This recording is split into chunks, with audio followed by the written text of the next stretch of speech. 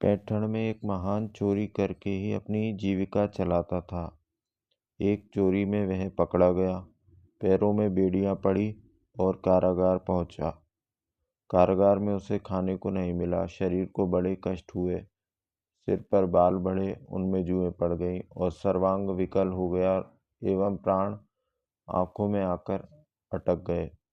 इस हालत में उसके पैरों की बेड़ियां निकाल ली गई और वह अधमरा सा मनुष्य कई दिन आंगन में लोट-पोट करता पड़ा रहा। एक दिन रात को इसी हालत में उसने एकनाथ महाराज के कीर्तन की ध्वनि दूर से आती हुई सुन ली और सुनते ही उसे अपना छुटकारा करा लेने की बात सूझी। वह धीरे धीरे रेंगता हुआ कैदखाने से निकला और इसी तरह रास्ता तय करके एकनाथ महाराज जी के द्वारे पहुंचा। उसकी आर्तध्वनि जो ही नाथ महाराज के कानों में पड़ी, त्यों ही वह बाहर आए।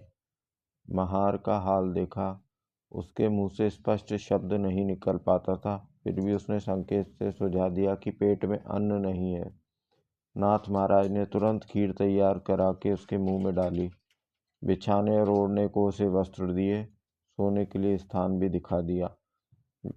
वह जब सुख से सो गया तब नाथ जी सोने के लिए अपने कमरे में गए। दूसरे दिन नाथ महाराज जी ने हाकिमों को चोर के छूट आने की खबर दी और साथ ही यह विनती की कि दवा दारू के लिए से अब मेरे ही यहाँ रहने दिया जाए। हाकिमों ने महाराज की बात मान ली और बाकी सजा भी माफ़ कर दी। 3 महीने वह नाथ महाराज जी के यहाँ रहा। उसकी बड़ी सेवा शुश्रूषा हुई और 3 महीने में वह पहले ऐसा हट्टा कट्टा हो गया।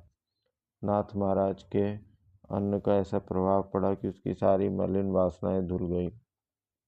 एकनाथ महाराज जी के प्रति उसके हृदय में परम पूज्य भाव उत्पन्न हुआ।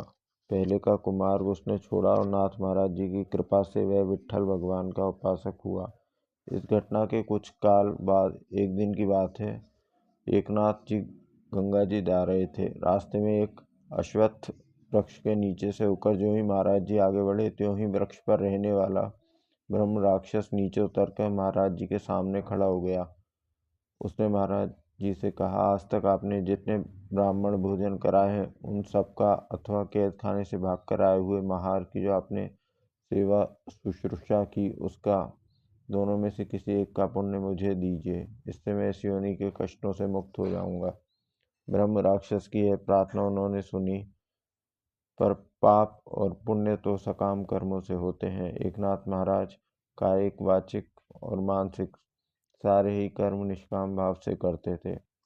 इससे पाप पुण्य का कोई हिसाब उनके पास नहीं था। पाप और पुण्य नरक और स्वर्ग के देने वाले हैं।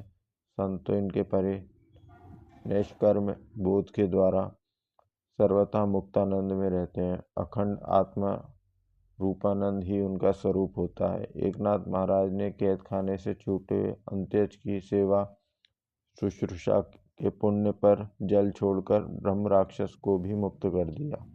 जय श्री राधे।